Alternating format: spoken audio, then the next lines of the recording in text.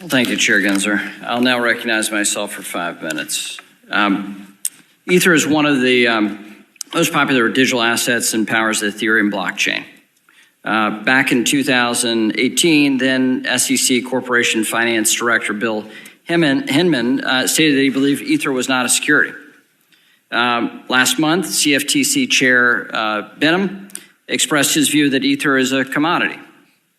The State Attorney General of New York asserted in a court filing last month that Ether is a security. Clearly, an asset cannot be both a commodity and a security. Do you agree?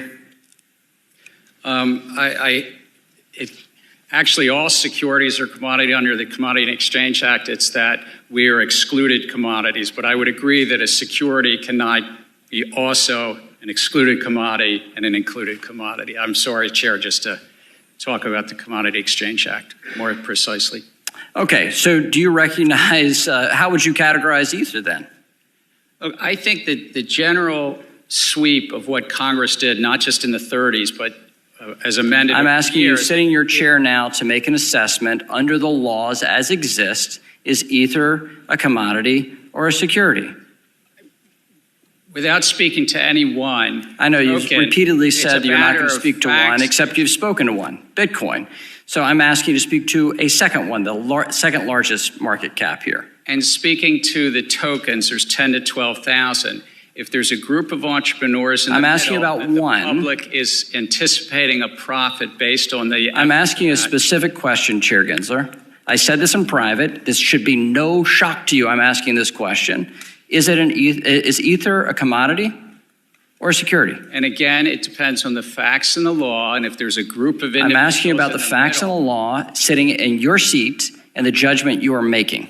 And so, Mr. Chair, I think you would not want me to prejudge because I'm also... But you have prejudged on this. You've taken 50 enforcement actions. We're finding out as we go, as you file suit, as people get Wells notices on what is a security in your view, in your agency's view. I'm asking you a very simple question about the second largest digital asset.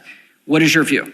And my view is if there's a group of individuals in the middle that the public is anticipating... All right, so let me just ask a second question then. Do you think it serves the market for an object to be viewed by the commodities regulator as a commodity and the securities regulator to be viewed as a security? Do you think that provides safety and soundness for the product? Do you think it provides consumer protection? Do you think it serves the value of innovation? I think no should be a very simple answer for you here. I think that uncertainty is bad, is it not? And I think that Congress has said that there's one agency, the Securities and Exchange Commission, under this committee. And you won't answer my question, and you're the head of that agency. So give me a break. Come on. I'm answering it in the generic because you would not want me to speak about any one set of facts and circumstance. Okay, so, but you've already spoken. Have you said anything about Bitcoin? My predecessors and the agency itself has spoken to them. Okay, but you're not willing to do the same about Ether. Okay, so let me just step back. There's a lack of clarity here in the marketplace. Can you at least agree to that? I think that the clarity is there. The law is clear. All right. There's a group of individuals let me be explicit about this. The market doesn't see it. Your regulatory actions and the CFTC's regulatory actions say that there's a great deal of uncertainty here. It is the intention of this committee to fix that uncertainty and actually provide a sound legal basis for this. So let me get into your rulemaking process. So you've proposed 53 rules in 2 years. Mary Jo White proposed 23. Jay Clayton proposed 26. At the same time, your agency has consistently provided less comment period than either of your predecessors. Just as one example, when the SEC made significant changes to the U.S. equity markets in 2005 for regulation NMS, the Commission broadly solicited public feedback, held numerous roundtables, issued white papers and concept releases.